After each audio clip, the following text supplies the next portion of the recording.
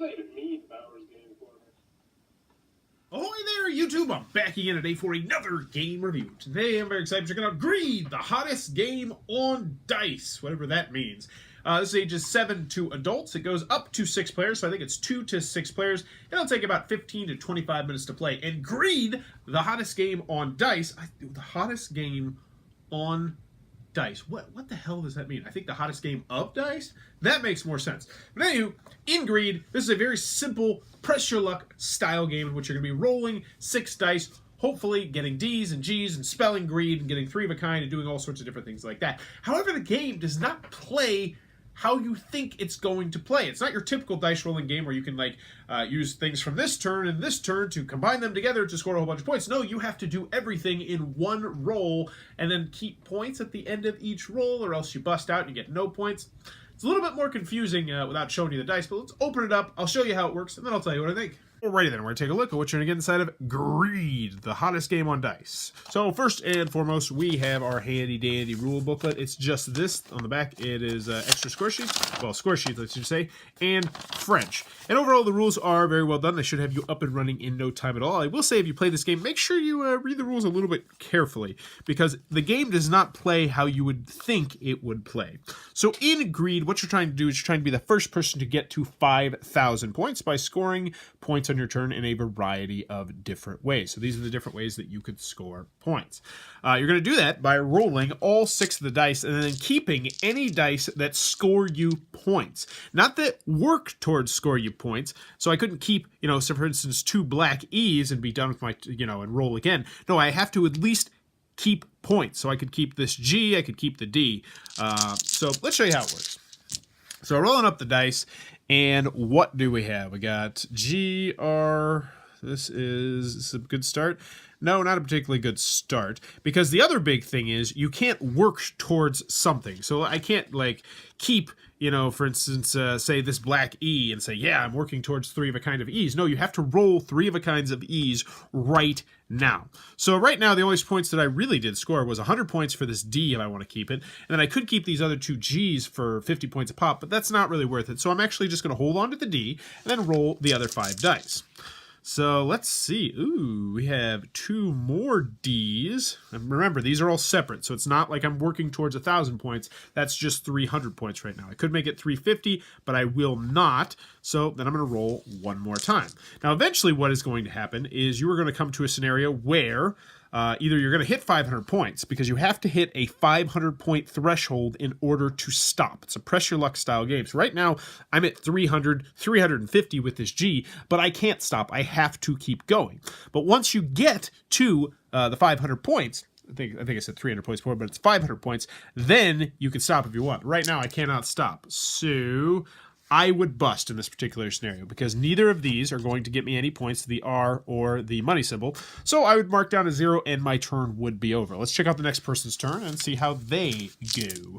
So we got 2 G's. Yeah, this is looking real bad again. So I think same thing. We're going to keep the D. We won't keep the 2 G's, because 100 points is really not worth 2 dice. Oh, man. And I think we just busted again. Yeah. So there you go. There's another turn. Let's see if we can actually score some points one of these times, huh? So 2 E's doesn't do anything. 2 R's doesn't do anything. So we'll keep the D once again. Man, this game's really giving me the D. 3 E's, which would be great, but they have to be the same color, and these are not the same color. So once again, I keep the G, which puts me at 150 points. And keep the D, which puts me at 250. Keep the G, 300 points. Come on, D's. And I busted again. All right, we're going to go one more time, and then we're going to finally score some points. So we got 2 D's. That's a great start. That is 200 points. We could keep the G for an extra 50, but we're not going to. 300 points. Oh, my gosh. Are we going to score 400 points? We're so close. 500 points. So we have to get... So at this point... This is actually perfect, because I can explain another rule of the game. We can stop, and we could mark our 500 points, and we could be happy. Or what we could do is, if we want to risk it for the biscuit, we could roll this dice one more time and push your luck. Now, if we get a G or a D, we remember that we have 550 points, and then you get what's called a full house. And it's not actually a full house how you know it. It just means that you've used all 6 of your dice. Once you do that, then you immediately have to roll again. So let's see if I could actually do it. I'm going to press my luck. And boom, so I have 600 points, and then I'm going to go again. I got to go again, and so that puts me at 800 points, and I could press my luck. I'm going to press it one more time, just one more time. I'm sure we'll be safe. Yep. Ooh, 800, 900, 950 points, and I would stop right there with my 950 points. I would mark on the score sheet that I had 950 points, and that would be a spectacular turn. And that's how the game is played. Ooh, so this person actually did really good. 3 Ds. Actually, no, they didn't. That doesn't get you what you need. That's 300 points, though, which is a great start. Some of the other weird things you can do is you can score 1,000 points if you perfectly roll greed, which, you know, I've never seen happen. 600 points for that. 1,000 points for that. And if you get 6 of a kind, you get 5,000 points. But anywho, you're going to continue to go until someone gets to 5,000 points. That's when the end game begins. Each player has 1 remaining turn to try and win, and whoever has the most points after everybody else has taken their last turn is going to be the winner of the game. And that, in a nutshell, is how you're going to play Greed. Alrighty then, Greed, the hottest game on dice from TDC Games. What are my final thoughts? Let's go over the pros, let's go over the cons. First, on the con side. Game's not going to be for everybody for a variety of different reasons. It's a very light, simple dice game, and it is nearly 100% luck. There is a little bit of like, should I keep this or should I keep that? But for the most part, all of the choices you're going to make in this game are very simple choices, and if you happen to roll very well, then you're probably going to win, and if you happen to roll very poorly, then you're probably going to lose. And you absolutely have to know that going into the game, that this is much, much, much more luck than your typical pressure luck strategy game. Like, there's not really anything to offset the luck of the dice roll in this game, which is a bit of a bummer. Also, on the con side, the game does not play how you expect it to play, and for the worse, I would say, in some circumstances. Well, I'm going to tell you, I actually kind of dig the game. I think it's good. I don't think it's great. Kids had a lot of fun with it.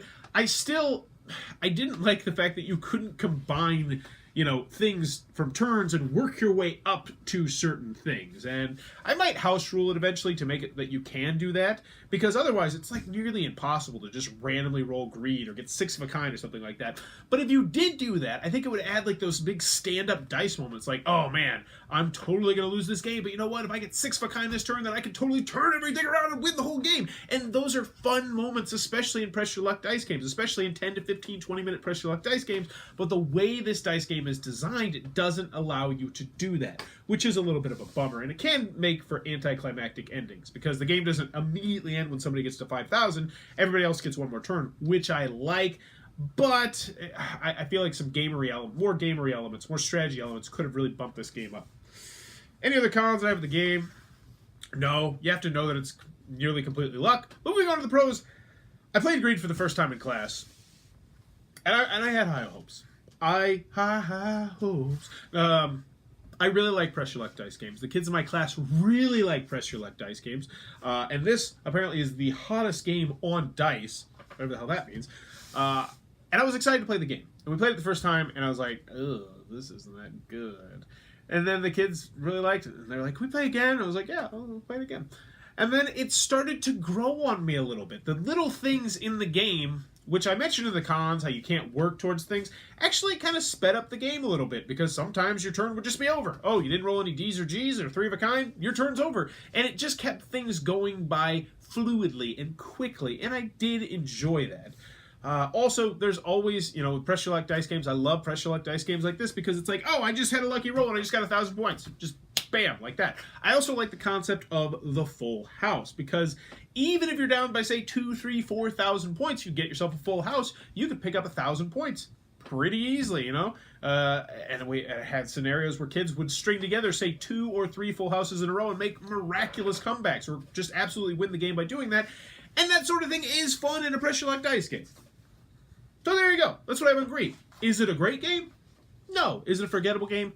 Yes. But do I think it's good? Yeah. Do you find it for dirt cheap, and your kids like pressure luck dice games, and you want something that's small, compact, portable, easy to learn, easy to teach, has a well-done little player reference card that you just put in the middle when you're rolling the dice?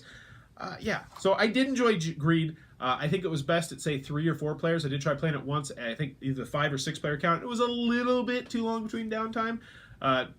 there was a little bit too much downtime between turns. Not too much, but there could be, especially if people rolling full houses. But in the end, I think greed is good, and I will be keeping it in my classroom, mostly just because of the size of the box. If the box was larger, I would probably get rid of it, but because of its small box, easy to learn, easy to teach, kids liked it, this is one that I'm going to keep in my classroom for the time being, as long as the kids still enjoy playing it. So there you go, Greed from TDC Games. If you enjoyed this review, please be sure to click on that subscribe button down below. And if you want to help out the channel, click on the show notes down below. Click on the little Amazon link. Buy anything you want on Amazon. It throws a couple pennies my way. It really does help the channel out a whole bunch. And in the comments below, let me know, what is your favorite Press Your Luck dice game?